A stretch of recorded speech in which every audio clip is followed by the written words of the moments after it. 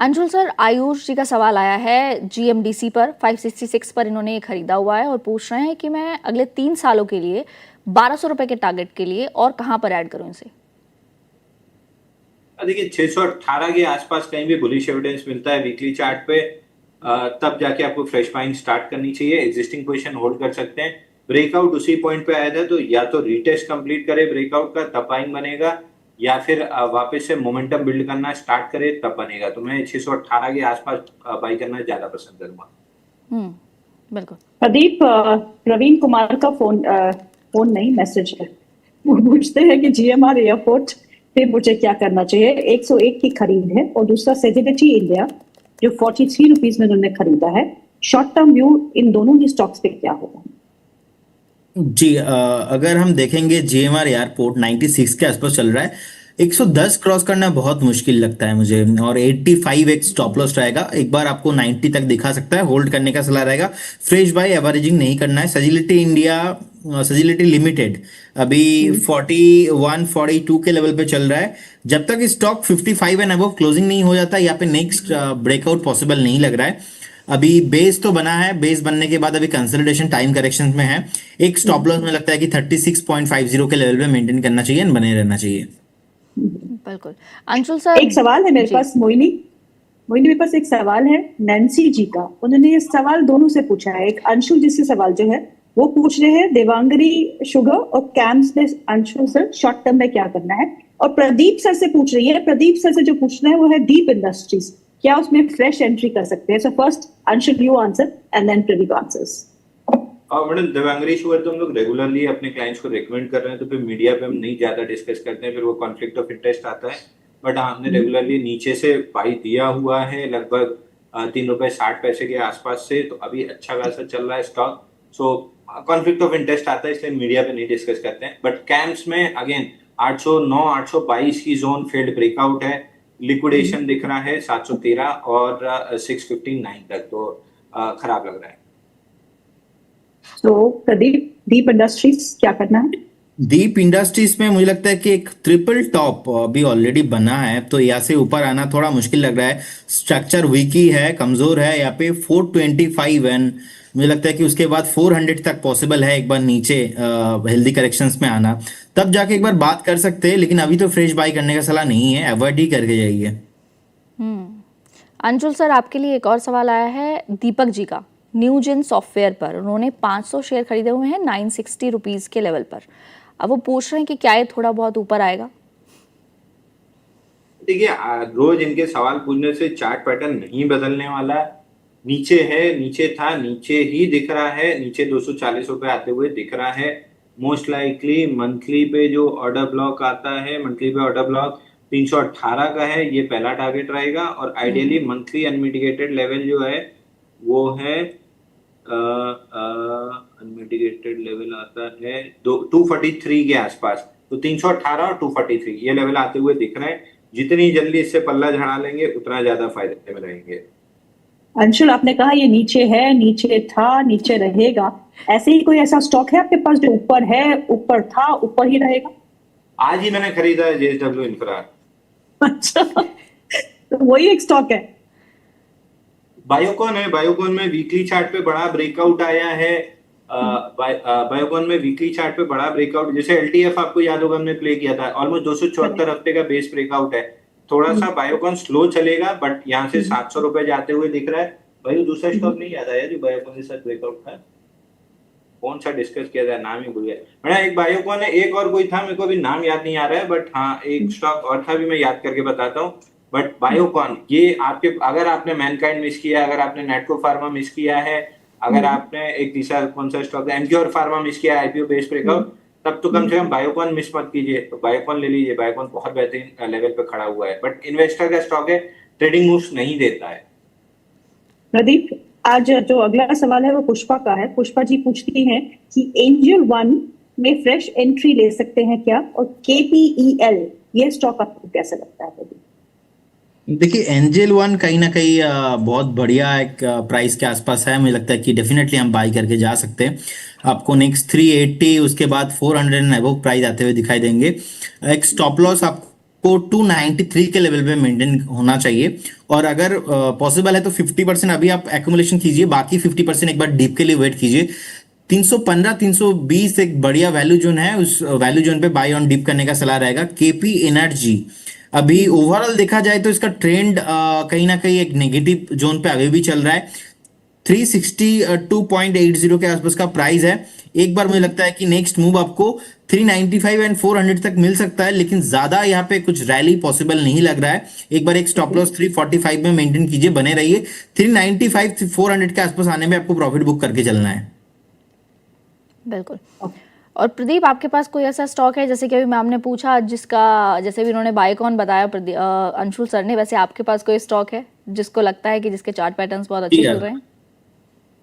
जी देखिए, Shilpa Medicare limited currently बहुत ही attractive valuations के आसपास है, नियर टू ब्रेकआउट जोन के आसपास है। सो मुझे लगता है कि अभी 487 के लेवल पे अभी चल रहा है, 490 का डे हाई है, बाई करके चलना चाहिए। लगातार एक हायर हाई फॉर्मेशंस बना रहा है लास्ट 2-3 महीने से। एंड अगर हम देखेंगे एक डबल बॉटम मंथली चार्ट में भी है, सो नियर ब्रेकआउट जोन में है। मुझे लगता है कि ब्रेकआउट अगर कंफर्म हो जाता है तो फिर आपको ऑलमोस्ट 525, उसके बाद 600 एंड अबव भी टारगेट आपको आते हुए दिखाई देंगे। सो करंट जोन से भी हम बाय करके जा सकते हैं। अगर नेक्स्ट हमें 15 से 20 ट्रेडिंग सेशन का भी टाइम है किसी के पास, तो मुझे लगता है कि स्टॉक 550 तक पॉसिबल है। और अभी लगभग अलग अलग स्टॉक से अगर हम देखेंगे, अलग अलग सेक्टर से पैसा कहीं ना कहीं बाहर जा रहा है, लेकिन जिस तरीके से health care and pharma related segment है, कहीं ना कहीं यहाँ पे डिफेंसिव भी माना जाता है। यहाँ पे आप देखेंगे जिस तरीके से इनफ्लो हो रहा है, मुझे लगता है कि ये स्टॉक कहीं ना कहीं आपको नेक्स्ट आने वाला 12 से 15 ट्रेडिंग सेशन में ही ऑलमोस्ट 550 एंड उसके बाद 600 एंड अबव टारगेट आते हुए दिखाई देंगे। एक स्टॉप लॉस मैं यहाँ पे 458 के लेवल पे मेंटेन करना पसंद करूंगा। बिल्कुल। फिर अगला सवाल जो है वो अंशुल के लिए है, और अंशुल पूछ रहे हैं, अंशुल नहीं पूछ रहे हैं, जो पूछ रहे हैं वो पूछ रहे हैं एटीजीएल के बारे में। रोहित जैन, एटीजीएल उन्होंने खरीदा है 658 में, नेक्स्ट टारगेट क्या होगा वो पूछते हैं आपसे। एटीजीएल मैडम, स्टैंडर्ड डिस्क्लेमर, कल ये परसों, एक मिनट, ये बाई दिया हुआ है, तो क्लाइंट्स के पास लॉन्ग हो सकता है। एकदम रीसेंट बाई दिया था, बट हाँ व्यू अभी भी वही है, 720 रुपए का, 720 रुपए की 622 रुपए में कल 21 तारीख कल थी ना, हाँ कल 622 रुपए में बाई दिया हुआ है एटीजीएल। ऊपर में 670 रुपए पहला टारगेट है, और 670 निकलते से 700-720 की जोन वापस आती हुई दिखेगी। आपको याद है लास्ट वीक भी मैंने, मंडे को भी मैंने डिस्कस किया था कि गैस वाले स्टॉक में न्यूज भले आईजीएल और वो एमजीएल में आ रही है, लेकिन आपका फोकस एटीजीएल में होना चाहिए। आईजीएल एमजीएल में कोई खास मूव आया नहीं, एटीजीएल बहुत बेहतरीन चल गया वहां से। अभी भी यहाँ से 670 और 710, 700-720 ये रेंज आती हुई दिख रही है। अंशुल सर, एक और सवाल आया है, और ये सवाल है आदित्य बिरला सन लाइफ एएमसी पर, और इसमें ये पूछ रहे हैं कि इनके पास 1063 के लेवल पर है, इसका स्टॉप लॉस जानना चाहते हैं। देखिए, अगर आप इन्वेस्टर है, क्योंकि ये इन्वेस्टर फ्रेंडली स्टॉक है, आपको स्टॉप लॉस आइडियली तो स्टॉप लॉस बनता है 945 का क्लोजिंग बेसिस पे, और टारगेट बनता है आपका 1400-1450 रुपए। इन्वेस्टर ग्रेड का स्टॉक है, ट्रेडिंग का नहीं है, तो ट्रेडर एकदम दूर करें। सर, एक और सवाल आया है। अगला सवाल जी, ये आलोक इंडस्ट्रीज पर आया है। ये बोल रहे हैं, तरुण जी का सवाल है, बोल रहे हैं कि आलोक इंडस्ट्रीज में इन्हें 30% का लॉस हो रहा है और 20% का इन्फोसिस में लॉस हो रहा है, तो क्या ये बायोकॉन और जीएमडीसी इन दोनों पर स्विच कर ले? अंशुल सर, आपसे सवाल है। देखिए, कर सकते हैं, बायोकॉन हो गया, जीएमडीसी हो गया, एनएलसी इंडिया हो गया, आपका आईओसीएल, एचपीसीएल, बीपीसीएल हो गया, इनमें शिफ्ट किया जा सकता है। आलोक इंडस्ट्री ट्रूली डिसअपॉइंटिंग स्टॉक रहा मेरे लिए। हाँ, बहुत मैंने रिकमेंड किया था, बहुत मुझे उम्मीद थी कि ये स्टॉक चलेगा, बीइंग रिलायंस ग्रुप, नहीं चल पा रहा है, तो अब एक बार एग्जिट करेंगे, वापस से 17-17.5 के ऊपर जब बेस बना के चलना स्टार्ट करेगा तब री एंटर करेंगे। बट फिलहाल के लिए तो डिसअपॉइंटिंग स्टॉक है, बायोकॉन में कन्वर्ट कर लेना ज्यादा अच्छा आइडिया है। प्रदीप, आपके लिए 2 सवाल है। एक है श्रीपदा जी का, वो बोलती हैं आईटीसी होटल्स में क्या करना है, और दूसरा है सुनंदा शर्मा का, वो पूछते हैं तेजस नेटवर्क 590 की बाइंग प्राइस है, इसमें क्या करना है। सो 2 स्टॉक्स, आईटीसी होटल और तेजस नेटवर्क। क्या आईटीसी होटल हम लोगों ने देखा है जब से एक ब्रेकडाउन आया है उसके बाद कभी ऊपर आया ही नहीं। सो कहीं ना कहीं अभी भी मुझे लगता है कि कंसोलिडेशन रेंज के अंदर फंसा हुआ है, 155 के लेवल पे अभी चल रहा है। सो एक स्टॉप लॉस 143 में मेंटेन करना चाहिए, फ्रेश बाय या तो एवरेज नहीं करना चाहिए। अगर आपके पास ऑलरेडी है 143, एक फाइनल स्टॉप लॉस आप मेंटेन करके रखिए। तेजस नेटवर्क पे मुझे लगता है कि एक बार वेट करके जाना चाहिए क्योंकि एक बेस बना है अच्छा। उसके बाद एक हफ्ता हमने देखा था ब्रेकआउट भी, एंड सेकंड वीक ही हम लोगों ने देखा है कि यहाँ पे एक सेलिंग प्रेशर प्रॉफिट बुकिंग आया था। लेकिन स्ट्रक्चर बढ़िया है, 439 के आसपास का एक स्टॉप लॉस मेंटेन कीजिए। अगर स्टॉक एक बार 505 क्रॉस करके ब्रेकआउट सस्टेन हो जाता है तो फिर नेक्स्ट आपको स्टॉक 650 तक 700 तक मूव दिखाने के लिए रेडी हो सकता है। Tejas network, the answer is yes, आप बने रहिए। इनफैक्ट फ्रेश भी बाय करना मैं पसंद करूंगा एवो 505 के लेवल के ऊपर। लेकिन आईटीसी होटल कहीं ना कहीं लॉन्ग टर्म व्यू से अच्छा है, लेकिन अभी प्राइस एक्शन इसमें कहीं ना कहीं कंसोलिडेशन रेंज के अंदर फंसा हुआ है, तो it will take some time, 3-4 महीने लग जाएंगे। फिर भी मुझे लगता नहीं कि 200 क्रॉस हो पाएगा। अंशुल सर, नुवोको विस्टा एक वीक के लिए इसका टारगेट प्राइस पूछ रहे हैं, बाय है इनकी 330 पर। और देखिए नुवोको स्टैंडर्ड डिस्क्लेमर आज मीडिया प्लेटफॉर्म्स पे बाय दिया हुआ है। नीचे में जब तक 308 प्रोटेक्टेड है स्टॉक तेजी में रहेगा, और ऊपर में एक हफ्ते का तो नहीं कह सकते बट टारगेट 360 से 380 की जोन में आते हुए दिख रहा है। कंप्लीट इनसाइड बार की फॉर्मेशन है 7 मई की कैंडल के अंदर। इवेंचुअली मदर बार हाई 338 निकलता है तो स्टॉक में बढ़िया मोमेंटम बनना स्टार्ट होगा। तो सीमेंट स्टॉक अच्छे लग रहे हैं, होल्ड किए जा सकते हैं। रमेश कुमार वर्मा जी का अगला सवाल है और यह सवाल प्रदीप सर के लिए है। प्रदीप सर के लिए वो बोल रहे हैं कि उनके पास बैंक ऑफ इंडिया के शेयर है और उनके पास कैनरा बैंक के शेयर है, और वो दोनों ही जो शेयर है वो 1 से 2 साल के लिए होल्ड कर सकते हैं।